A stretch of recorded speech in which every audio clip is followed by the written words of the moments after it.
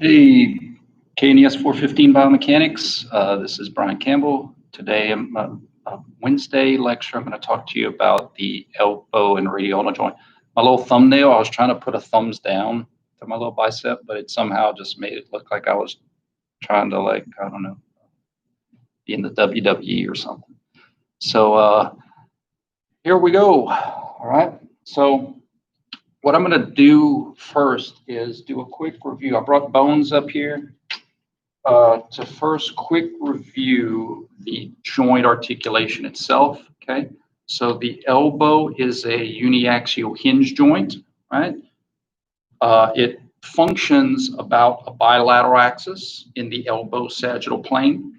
So when we're looking at muscles that cross the elbow, the only thing of concern is anterior crossing muscles that are going to be elbow flexors and posterior crossing muscles, which are going to be elbow extensors. Remember, pulling in those directions, not necessarily the motion that you observe. The Radio-Ulna joint, reason we're doing these together is because you have a lot of muscles that function at both the elbow and Radio-Ulna joint. So remember in 310, they are two separate joints, but they live in the same apartment complex. So they're two separate apartments, but they're in the same complex. They're in the same capsule is what I'm trying to get to. So the Radio-Ulna joint is the radius rotating about the ulna proximally and distally, more pure rotation proximally, more general motion kind of orbiting the ulna distally. But remember, wrap and unwrap, remember that kind of stuff? So you're going to see you have some elbow flexors that also pull in the direction of wrapping. And you have some elbow flexors that pull in the direction of unwrapping. So we're going to combine, I'm going to show you how we do this, but we're going to combine the circles into one circle, but we're going to differentiate the two separate joints because they happen to be both uniaxial. One is a uniaxial hinge and the other is a uniaxial pivot. Remember, the pivot is more pure rotation. So the hinge is going to work like the hinge of a door, and the pivot is going to work more like a revolving door. Okay, so that is a breakdown of the joints in terms of their classification and what to look for, and then we're going to get to muscle. All right, buddy, good job. He gets pretty nervous when it's time to perform. So the first muscle we're going to talk about, I'm going to do a lot of pins. What I mean by that is put a pin in it. Take note so that when we get to the shoulder lecture, you'll be like, oh yeah, I remember that. So the first muscle we're going to look at is the big bad biceps brachii. Bi meaning two, like a bicycle, and sep is Latin for like head, cephalic, cephalus, something to do with head. So a two-headed muscle. So if you think of a two-headed muscle where, well, the brachial part of the arm is kind of this mid part, right? It's where you get your brachial pulse. You have a lot of different muscles, as we're going to see, that kind of have brachial connotations to it. So it's a two-headed muscle along the brachial part of the arm. You have arteries and nerves in that brachial part as well. Now, the biceps brachii starts off up top at the shoulder. So I'm actually going to show you the shoulder function when we get to the shoulder circle. But right now, we're not disrespecting shoulder function. We're just respecting the conversation that's taking place now. And that's biceps function at the elbow. So I'm going to teach you that the biceps brachii is an elbow joint flexor. That is its only function at the elbow, but it is a Radio-Ulna joint supinator. And it's my job to teach you how that works, okay? So look at how this biceps, the meaty part of the muscle comes down, turns into a tendon. That tendon's pretty thick. It's a pretty strong tendon.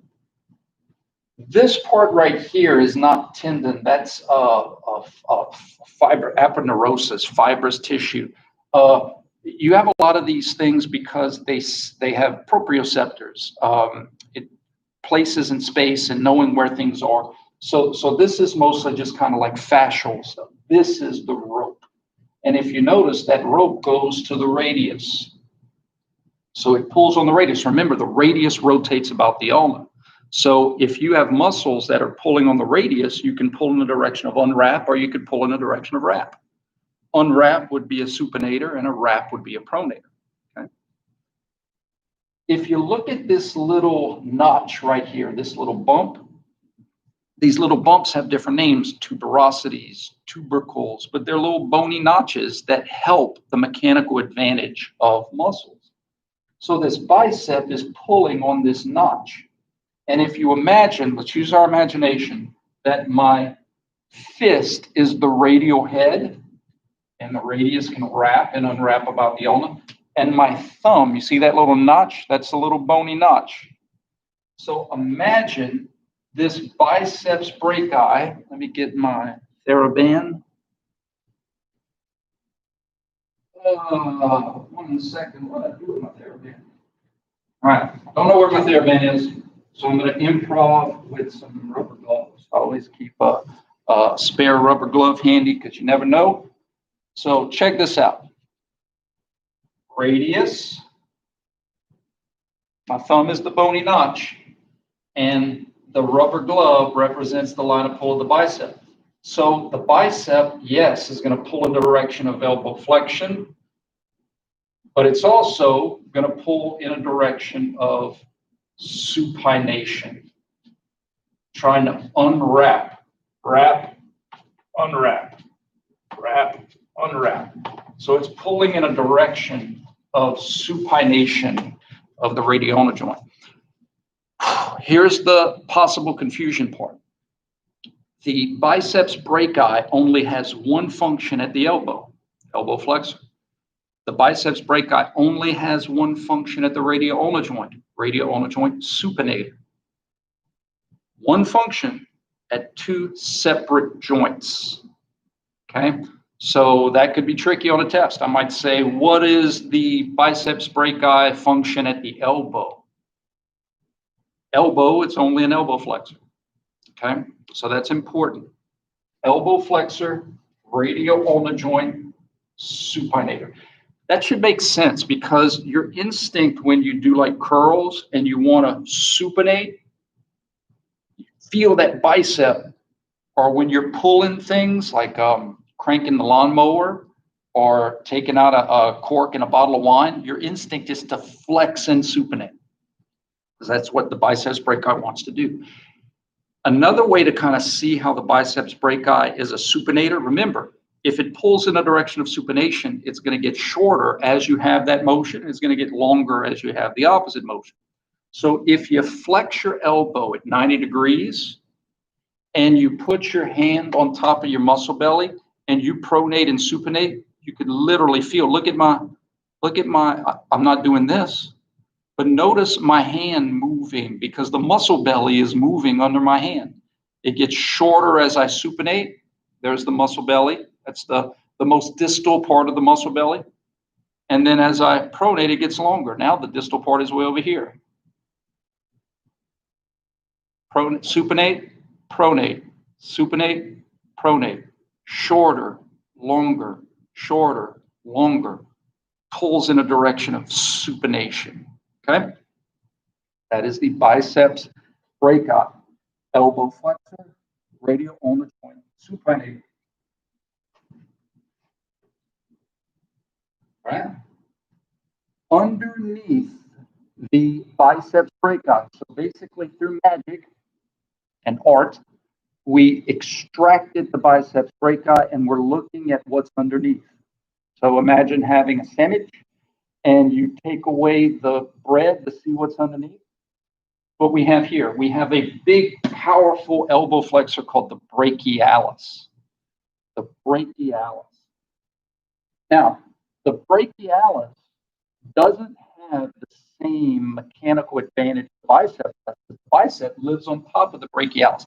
Bicep can actually get a pulley effect by being on top of the brachialis. The bicep gets a better angle of pull at the elbow and the radio-ulnar joint. So What the brachialis doesn't have in mechanical advantage of an extra pulley, it has in just brute force. It is a powerful elbow flexor. Okay? Notice it doesn't go into the shoulder, so we're not going to worry about shoulder function because it doesn't cross there. But it does cross the elbow. And it crosses the elbow. It starts in the brachial part of the arm, and it comes down and inserts on the ulna. The ulna doesn't rotate. The ulna stays articulated with the humerus. So the brachialis doesn't have radio-ulnar joint function. Its only function is elbow flexor, pulling in the direction of elbow flexion. Okay.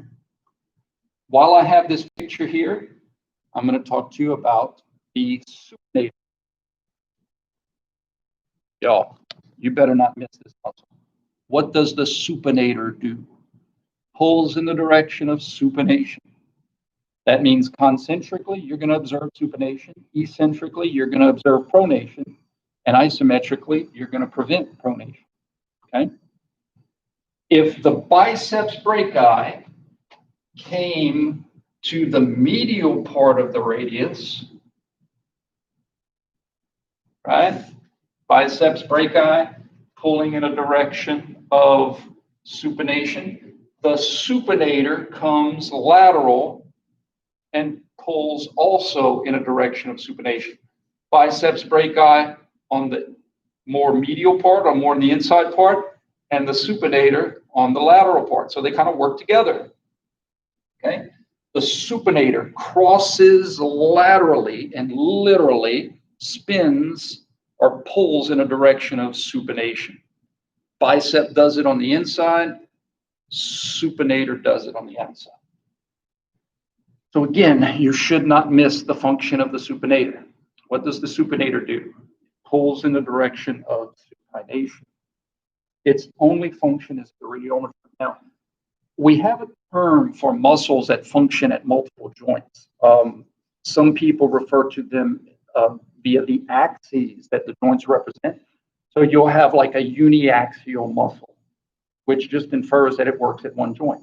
You have a biaxial muscle, works at two joints. Triaxial. Sometimes they'll talk about articulation, uniarticular muscle, biarticular muscle, triarticular muscle. That's again just different joints, three different planes in certain joints. Okay. Supinator.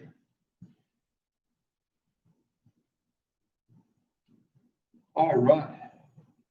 The Brachioradialis and the Pronator teres on this picture. Let's go to Pronator teres first because it's a heck of a lot easier. And then we'll get into the Brachioradialis, which is a midway muscle. It can switch its function based on your position. Okay. I want to remind you that all of our muscles are from anatomical position unless otherwise noted. Okay. So in terms of function, I'm going to say, what's the function of this? It's all anatomical position. Why? Because all of our circles are referenced to anatomical position. Pronator teres is a pronator at the radio-ulnar joint. Okay. It has it in its name. We have precedent for this. Flexor carpi ulnaris, a flexor, right? So there's precedent for a pronator, a supinator. These are great, man. This really help you to understand function. But can a pronator be responsible for supination? Yeah, through eccentric work, right? So we can't say its function is because of the motion of pronation. Its function is because of the direction of pull that muscle has. Here's how the pronator teres works. Starts on the inside of the elbow area, crosses with that angulation, and it's trying to wrap the radius about the ulna, pulling like this. One way I like to think about these muscles is that imagine if a spine board patient, right? If someone had a neck injury and you had to spine board them, you would have someone at their head, you'd have someone at maybe their feet, someone at the body, right? You'd kind of be working together. So I kind of think of the pronator teres as kind of the body puller. It's trying to pull the body of the radio-ulnar joint, the radius, trying to wrap it over the ulna. Okay. Pronator teres is a wrapper, not wrapper, but trying to wrap the radius about the ulna. Oh, brachioradialis. So this is commonly referred to as the midway muscle. And the brachioradialis, the way it works is in anatomical position, which is how we are here. It's a muscle that starts on the brachial part of the arm, crosses the elbow in the front, elbow flexor, and then goes down all the way and inserts on what we call the radial styloid, which is just a bony notch on the radius. It does not cross the wrist. For you athletic trainers, when you do brachioradialis reflex tests and you see the thumb pop up, it's not because it's pulling on the thumb, it's because the elbow flexion is going to cause a little whip action at the distal end. So you just see the flicker of the thumb being the end of the whip action. The brachioradialis starts here. Let's see if I can. Starts here, goes to the thumb. So if it starts kind of in the middle of the humerus, in the middle of the arm, and it goes to the thumb, you could imagine that in the transverse plane, it's trying to bring the thumb and line it up. It's trying to bring it here. So in other words, if you supinate from midway, you lengthen that muscle and wants to pull it back to a semi-pronated position. Why is this called semi-pronated and not semi-supinated? Because anatomical is fully supinated. If anatomical was fully pronated, we call this a semi-supinated. So you start here, brachioradialis can pull in a direction of pronation, but only to midway. Because from midway, from semi-pronated, if I keep going, I'm lengthening the muscle again. So this is its shortest position at the radio-ulnar joint. So what that means is that, and again, this is the only thing you're going to be accountable for on the test, all right? I'm not going to get into fancy stuff. I say fancy stuff, but more practical things that I would normally do, I do in person where I can gauge your understanding. So the only thing you're going to be accountable for is that from anatomical position to midway or semi-pronated, from anatomical position to semi-pronated, the brachioradialis is a pronator. In a semi-pronated position, all it does is an elbow flexor. From semi-pronated to fully pronated, it's a supinator. It can't be both at the same time. It's a midway muscle. Quadrant 1, sometimes I'll do it in quadrants. Quadrant 1 is anatomical to right before midway. It's a pronator. From midway to fully pronated, it's a supinator. In anatomical position, as you're going to see with our circles, in anatomical position, brachioradialis is a pronator. Why? Because you're in quadrant 1 in anatomical position.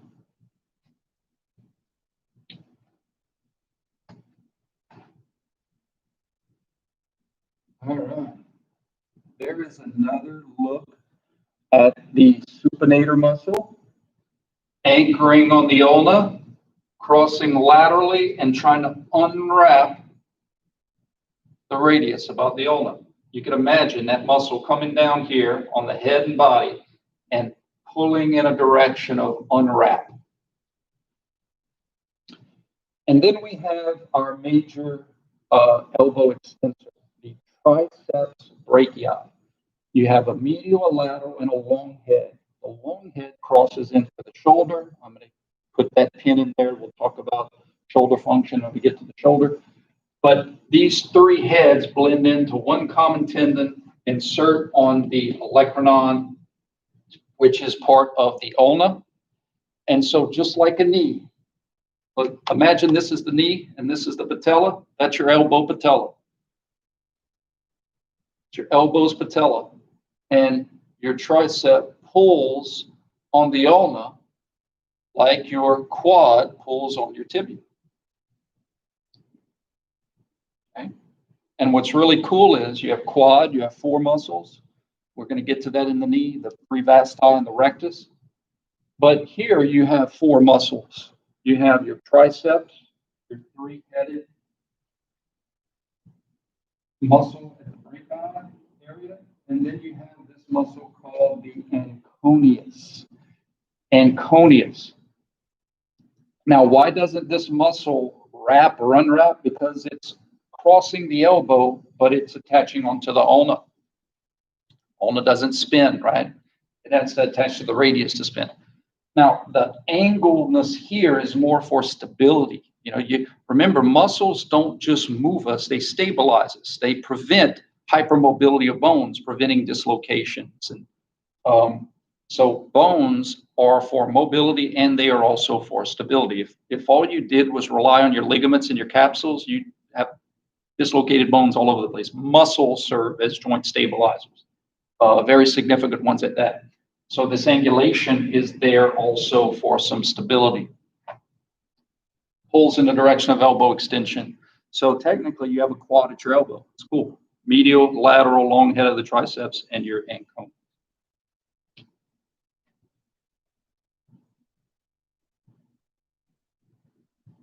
All right. You have one more pronator that is in your wrist muscle slides. That was a mistake, and it's a logical mistake. I had a student doing a honors project, and I asked that student to do these slide presentations, so that way we could post them on Moodle. And there's a muscle called the Pronator Quadratus that lives very close to the wrist.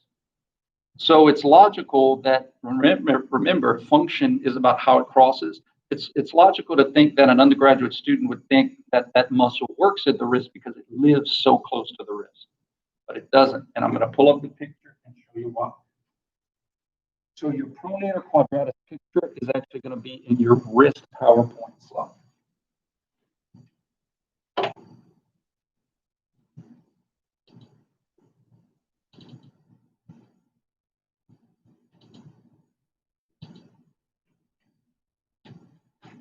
Okay, so it lives close, but how do we know that this muscle does not function at the wrist?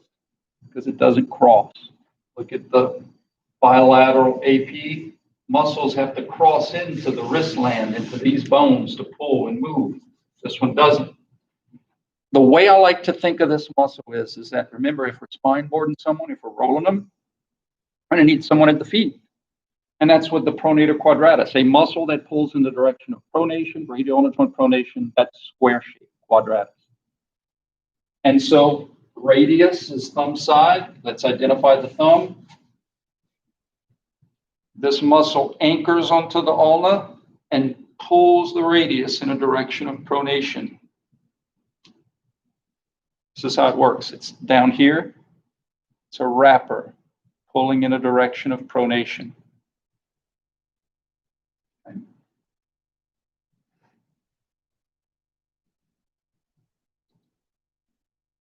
All right, let's go to our sentence. So the first thing I want to do is talk about how the circle is set up. See if I can drop it down. Okay. Reminder, these are two separate joints, and it's communicated in the little chart up there, right? Look at the bilateral axis, that's the elbow joint. Flexion, extension. That axis separates the flexors from the extensors. And when I say flexion and extension, muscles that pull in the direction of flexion, muscles that pull in the direction of extension. Or you can look at it as terms of the elbow motion capabilities. The elbow joint is flexion and extension, right? The AP axis, NA, what that means is that the elbow does not move in the frontal plane. So the AP axis is irrelevant for elbow motion. And then our polar axis is the Radio-Ulna joint, pronation, supination. So we're looking at our rotational circles. All of our extremities, I've failed to mention this at the wrist, all of our extremity circles are right-sided circles, which is irrelevant. It doesn't matter. For our neck and our trunk, we just had one circle, right? You got one neck, you got one trunk.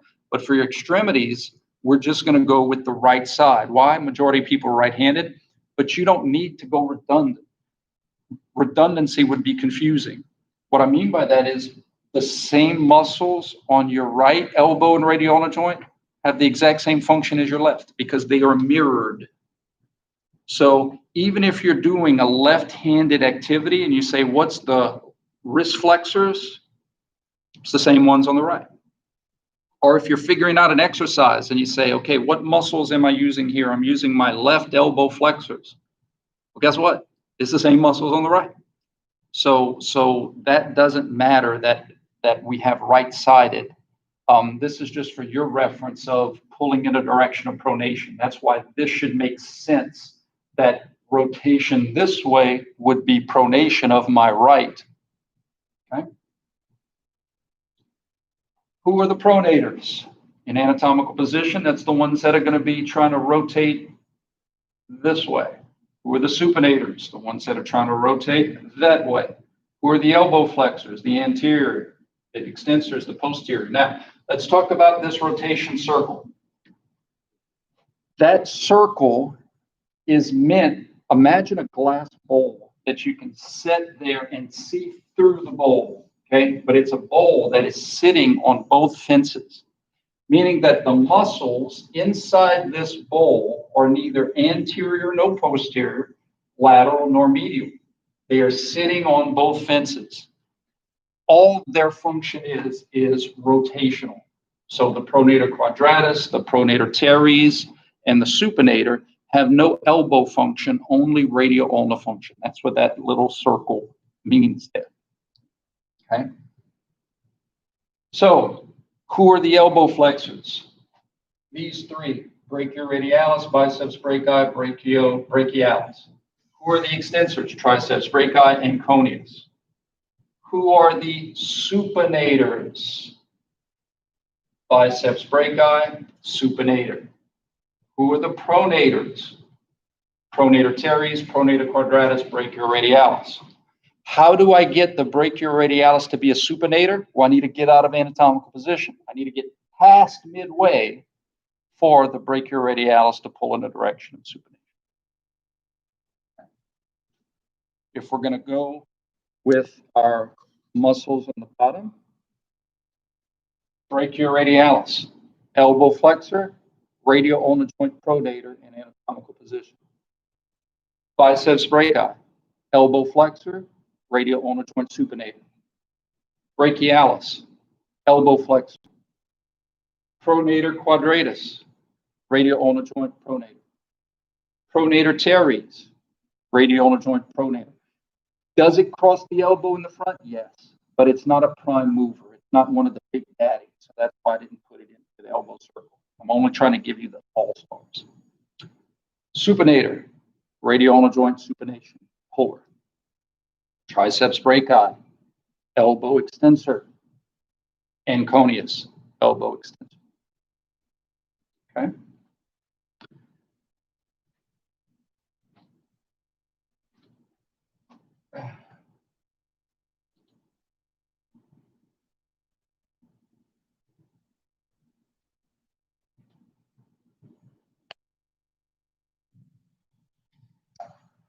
Let's do some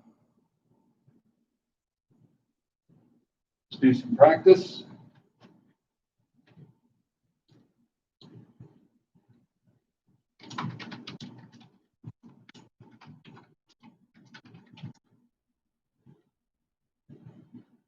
Okay.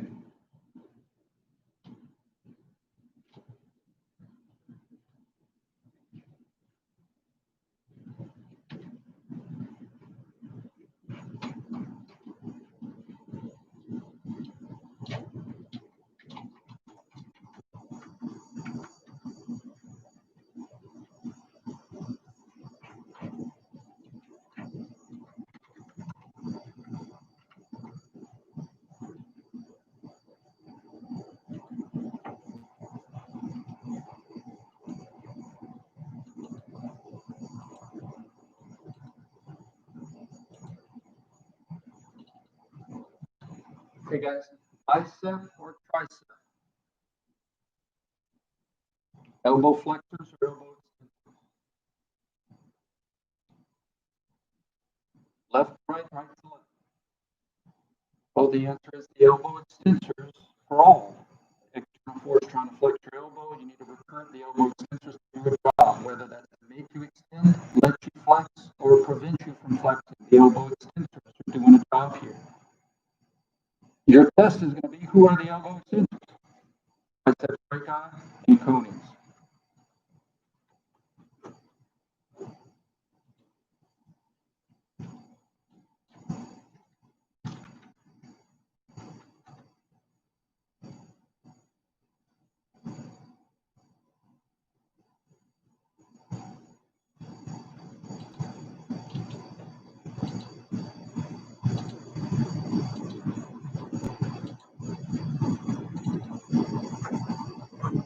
Okay.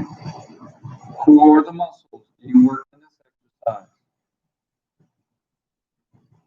So again, during this exercise, you're going to have a fluctuation of elbow flexion and elbow extension. Elbow flexion from left to right, elbow extension from right to left. So to say that the biceps function is elbow flexion is wrong. It's just wrong. Because the bicep is still working, still doing a job when he extends the elbow through eccentric work. So we can't associate muscles with motion. But what we can say is that the entire time through this fluctuation of motion, repetitions, that the elbow, the biceps brachii and the other elbow is pulling in the direction of flexion. It's an elbow flexion puller, not necessarily an elbow flexion pauser. Got to understand the difference, guys. So I know that I'm working the elbow flexors. Who are the elbow flexors? Biceps brachii, brachialis, brachioradialis.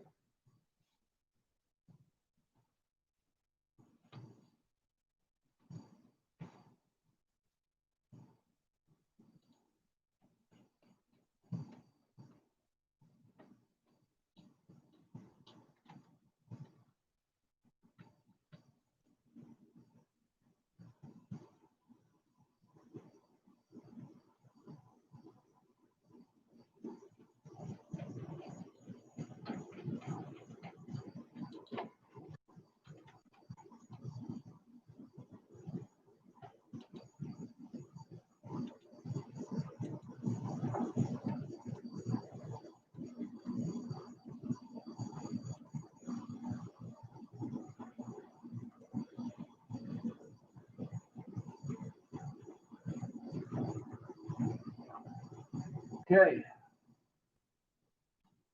From here to there, press pause and tell me if you can figure out the muscles that brought you from here to there.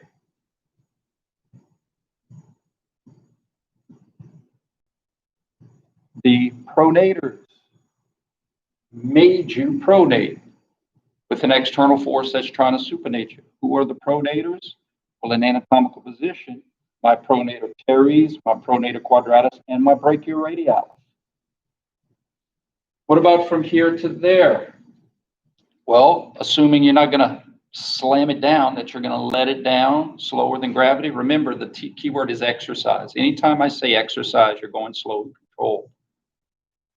Well, here, the external force is trying to supinate you. But in this quadrant, the external force would be trying to pronate you.